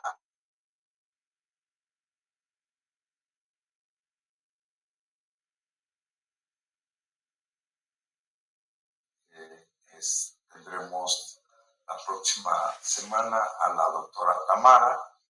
Nos dará gusto que estén ustedes con nosotros, nos van a acompañar. Quiero agradecer. México va ganando, ¿eh? Como noticia, ya 1-0. lo checaron, 1-0. Ok, perfecto. Para los que tenían el pendiente, quisiéramos también aprovechar, agradecer a los doctores que están en la sala. México es muy futbolero, pero es más, en otros países sí me sorprende cómo las mujeres están más al pendiente del fútbol. Creo que seguramente en esta aula tenemos más presencia de mujeres que de hombres. Así que agradecemos a los médicos que están conectados, agradecemos también a la espléndida conferencia que acaban de dar los doctores y el doctor Morales. Esta es su casa, chicos, son muy divertidos, pero sobre todo toman la medicina con mucha seriedad. Agradecemos el tiempo y la preparación que han tenido para esta sesión. Y Jocelyn, muchas gracias por la excelente conducción. Estamos viéndonos próximamente y aprovechar para mencionar que vamos a tener a los doctores más adelante en otras sesiones. Muchas gracias. No sé si quieren agregar. Ustedes luego tienen la palabra adelante. No, solo yo, muchas gracias por la invitación, como siempre, un gusto compartir conocimiento, gracias a todos los doctores de todos lados. Esperamos que les haya sido útil la charla. Muchas gracias. Pues muchas gracias, Jos, Micuac. Muchas gracias, Laura Nupec. Y bueno, quedo pendiente, me van a invitar a cenar. Claro que sí. Y se la ganó Poncho. Ya vi. Otra vez, ¿verdad? No les es suficiente estar juntos todo el tiempo. Fue el ganador. Pero muchas gracias, de verdad, una super plática. Aparte de entretenida, o sea, todo muy concreto y creo que les va a ser muy, muy útil a todos los doctores.